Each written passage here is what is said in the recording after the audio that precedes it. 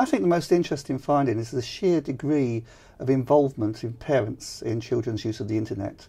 For instance, if you look across all different things they do, they're high on talking to their children, giving advice, safety advice, making rules and regulations, monitoring what they're doing, with the highest of filters as well. So it looks like parents have really taken this e-safety message to heart and are very aware.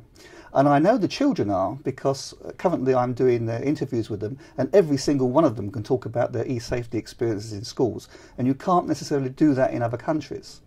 And as a result of this, on the one hand, we use the internet more than some other countries. We spend more time online, the children have more skills, they use more devices, they use it in more places and so on. And normally when you get all that, you get more risks, But in the case of the UK, it's generally less risks. In other words, for example, there is less experience of sexting here, there's less meeting strangers here.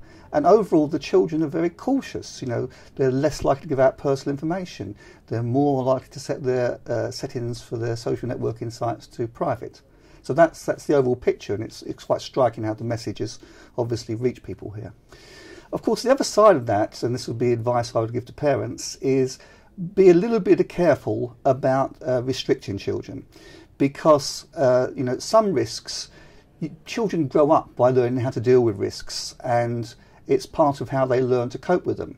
Now, if there's a lot of protecting children from any bad experience, then they don't learn to deal with that. It's the sort of equivalent of keeping them in so they never learn how to cross the road.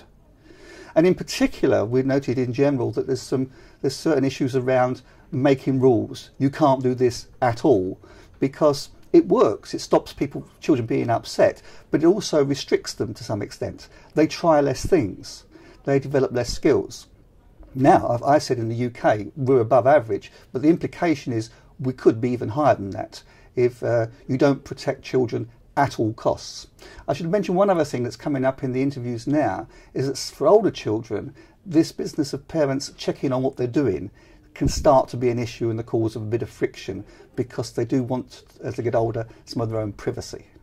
Well, following on from that, the advice that I would give to policymakers would be to be careful about the message you give. You don't want to say protect, protect, protect, because you want something more nuanced. After all, let's take an example, meeting strangers. The worry here is about grooming. But some of the strangers children meet are other children in other parts of the world. And sometimes they meet up with them in face-to-face, and it's okay. So you want to, be aware, and maybe especially with younger children, but have a more a recommendation to think about this area a bit more carefully, and not just have a knee-jerk reaction to, oh, there's a danger, I must do something about it. Well, I think our message has filtered in to the e-safety advice that is given. A lot of those people who formulate that and go into schools have sometimes been members of our panels or other stakeholders we address. And I personally have noticed how the message has changed over the years. They've adopted our framework of looking at content and contact and conduct and so on.